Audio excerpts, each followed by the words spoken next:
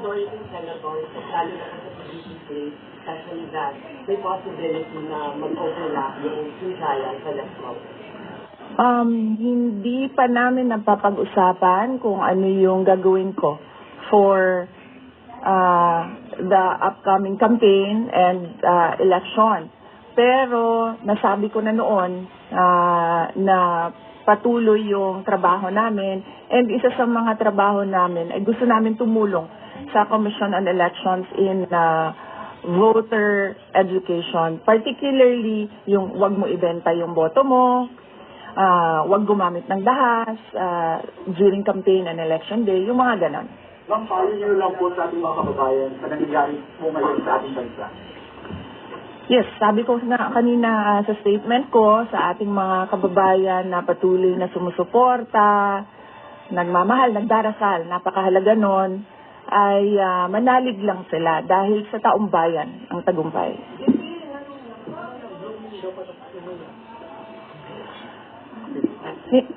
Na akadri sa Manila na taga Davao man ka. Thank you, OBP Media. Na magka sa Manila, oy! Yes, sir.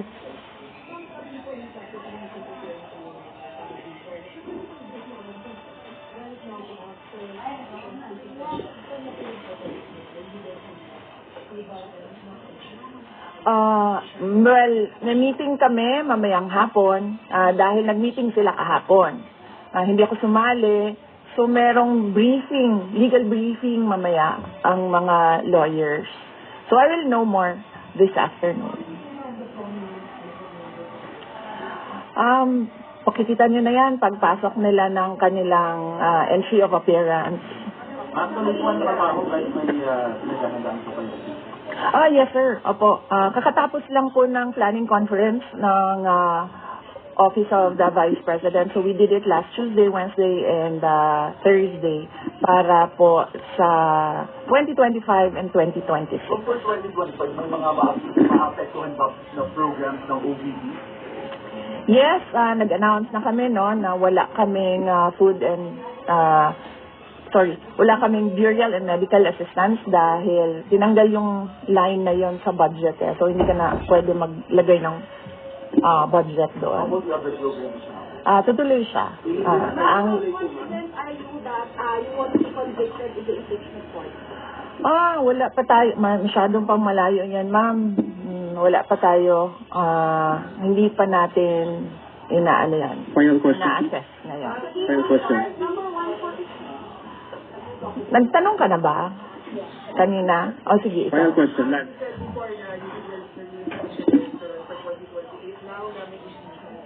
Are you more decided to run in 2020? Okay. So, wala pa tayo dyan. Wala pa tayo dyan. But, nasabi ko naman di ba, paulit-ulit kung we are seriously considering that. But it's difficult to decide without numbers. So, kailangan malaman yung surveys and numbers. Sa next year pa yun. Oo. Sir, nagtanong ka na? Sir. Theodore, Ron. Are you concerned na yung possible consequence that you can be disqualified from public office kung magkaroon ng conviction? Yes, sir. Oo. Alam ko po yung penalties ng impeachment. And the moment na nag-resign ako sa Department of Education, before ako nag-resign sa Department of Education, pinag-isipan ko na lahat yan. Sa ngayon ba, masasabi niyo na lalo pa kayong nainganyo na ituloy ang pagtakbo sa 2020 presidential election? Nasagot ko na ata yung kanina sa question ni Sir na nakaitim. Number one in the article of impeachment was for assassination threat to the president. Do you reject it in that statement? I did not make an assassination threat to the president. Sila lang nagsasabi niyan. Sila lang nagsasabi may assassination. Sila nagsasabi may assassin, may gunman. Next po, GDP. Not say that. Pala. Confident kayo sa numbers na House. Sabi no, hindi kayo confident. And nagkatotoo nga, meron sa Senate, yung sense na parang meron kayong confidence sa mga senador. So, How do you feel about that? Do you feel confident with the numbers in this? Sandali, Mama. Kailan ko sinabi yun may confidence ako sa numbers sa Senate? Ano exact na sinabi ko? Sorry, I cannot remember the exact words that I used. Parang nag-confident kayo with your numbers sa Senate, mga friends and families. Unlikely ako magsasabi ng ganyan ba? Pero I need I will answer that next time. Supposedly you received your impeachment complaint the other day, pero nag-close sila agad because of the last session. Well, that is their prerogative as a body, no? So, we have to respect the Senate kung ano yung desisyon nila. Dahil sila yung mga nandoon sa loob. So far, you feel assured about your allies in the Senate? We haven't talked. I have not talked to my friends in the Senate. Wala. Last question, please. Bakit? Sabi daw po niya siya yung political impeachment daw po. Bakit kaya? Maybe we should ask her first.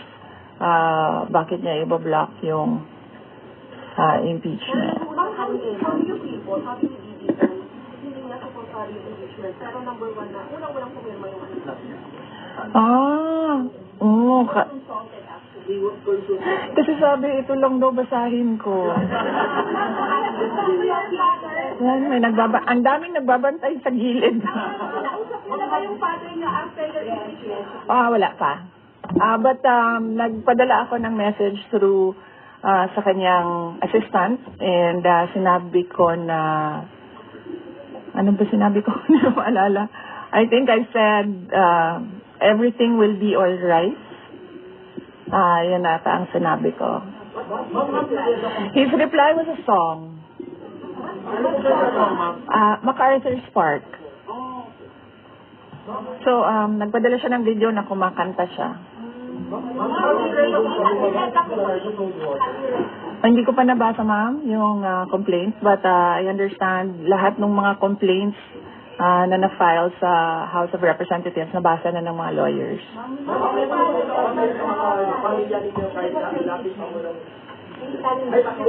Sandali, Sarah. What's wrong, Bowie?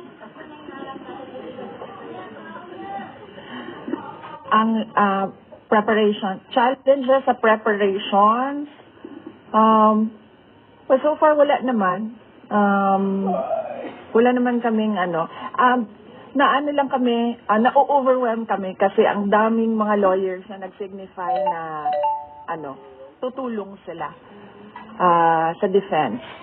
So, ngayon ay pinag-uusapan on how to go about it na makuha lahat ng kanilang commitment of support at makatulong din sila sa pag-iisip kung ano yung gagawin sa defense. Harleen Delgado, ABS-CBN. Harleen, ABS.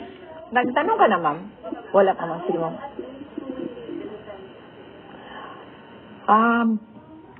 Sabihan ko na lang sila na mag-announce na sila kung gusto na nila mag-announce. Pero yung father niyo, kasama kayo. Kasi sabi niyo before, your father would be helping on board. Well, he is welcome. He is a lawyer. So he is welcome to give his advice, input in the defense. I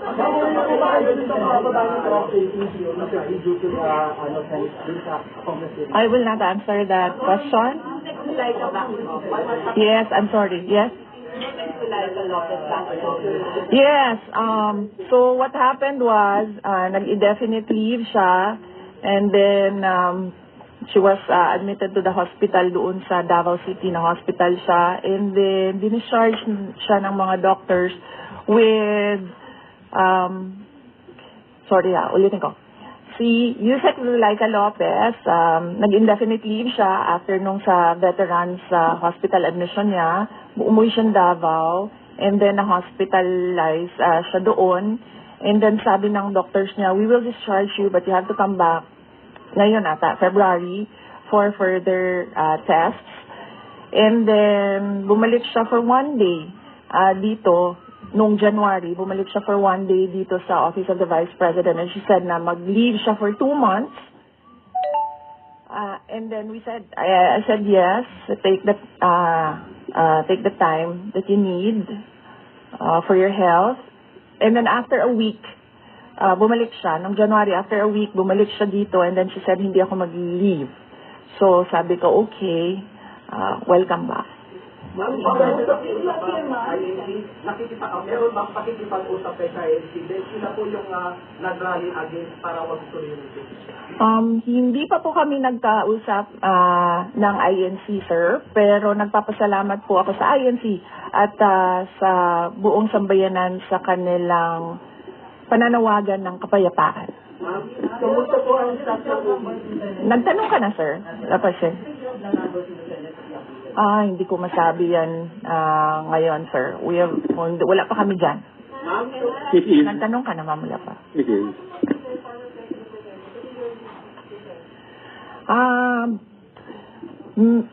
He will, maybe if he wants to, he can be part of the defense team, but because of his age and because of rigorous preparations in an impeachment case, baka sabihin ko sa kanya na wag na lang siyang mag-lead dahil medyo na edad na si former President Rodrigo Duterte. He's already 80 years old this year. Kumusta po ang staff ng OBP after they heard about the impeachment po, ma'am? Ano po naramdaman po nila na you were impeached by the House? Ano po naramdaman ng staff ng OBP in general? Are they sad? Are they worried po ba, ma'am? Hindi ko alam, pinagtatawanan lang nila ako dito sa gilid kasi hindi daw ako sumunod. Sabi, basahin lang daw talaga ito. Ha? Okay. Kung pwede namang hindi, and I understand, pwede naman. Hindi na. Oo. Kasi baka ma-intimidate lang sila lahat sa presence ko doon. Magkano po ba kayo para itulak ang pag-audit, lalo na po sa mga kongresista natin na ginagamit ang pera o pondo ng gobyerno para pagdakto pag-again? Hindi ko na muna sagutin yung tanong na yan ngayon, ma'am. Doon muna tayo sa God Save the Philippines. Mika, orders. Or encourage your supporters to take in the street to rally? Sa panahon ngayon, ma'am, na sobrang mahal ng presyo ng mga bilihin, lalong-lalo na ng pagkain, sasabihin ko sa mga supporters sa taong bayan na unahin muna nila ang trabaho and negosyo nila kesa sa mag-rally sila sa mga daan. Dahil marami o lahat tayo breadwinners. So merong mga bata o merong mga kapamilya na nagdedepende sa atin. At tayo naman ang social media capital ng buong mundo. Kung gusto talaga nilang magsalita at tumulong, doon na lang sila sa social media kung saan nakakatrabaho pa rin sila. Pero nagagawa nila kung ano yung nararamdaman nila na gusto nilang gawin. At yun ay magsalita, marinig sila ng taong bayan at ng mundo. Mika, Flores, Rob, orders. Are you not confident that you have enough allies to avoid a convention Hindi ko pa naisip yan, sir. I've not counted numbers of votes in the Senate, so we are not there yet. We are still, the legal team is still in the preparation of the defense and what we will do moving forward.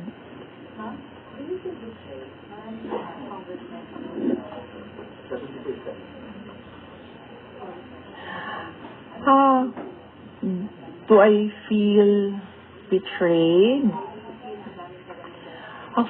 Actually, ma'am, wala akong feelings. Wala akong feelings about it. Kasi, kung napapansin nyo, wala naman kasi talaga akong barkada na politiko. I don't I don't join their circles. But we are friends, yes.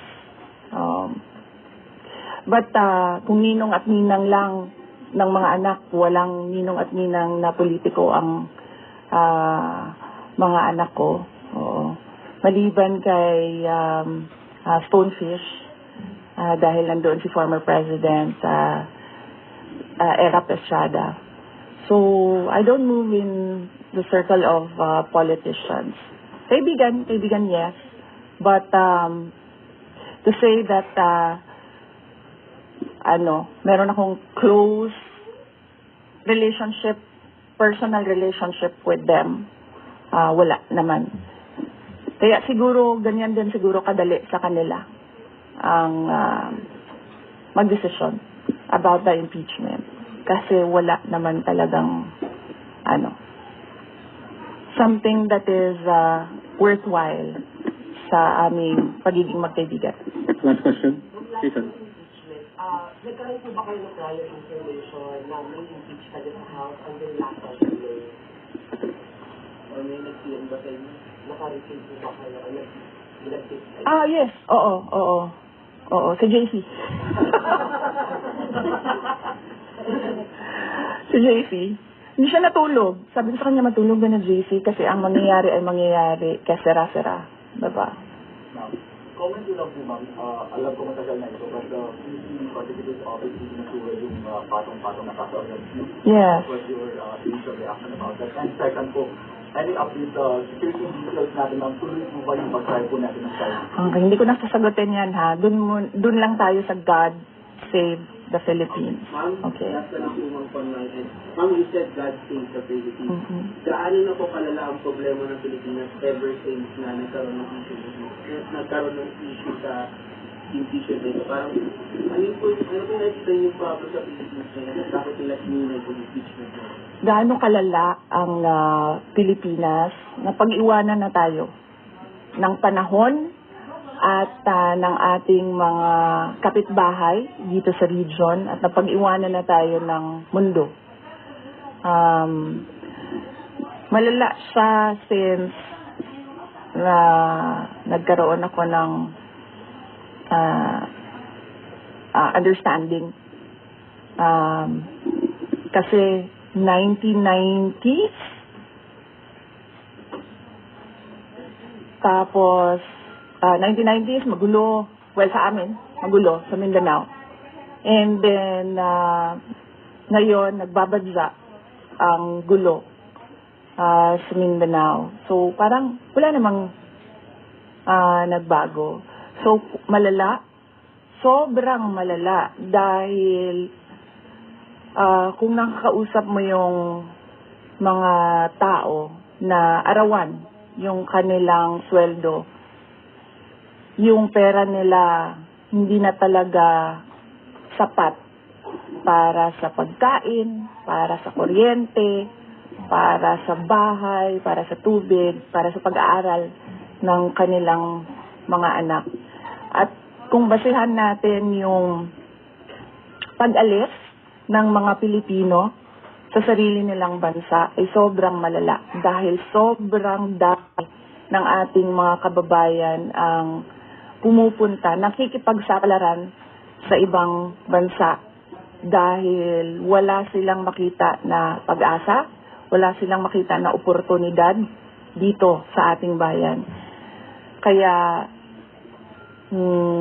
parang nakakaawa na tayo dito sa loob at nakakahiya yung estado natin kapag iniligay mo siya in a global stage na kung saan pinapanood tayo ng ibang mga lahi at ibang mga bansa.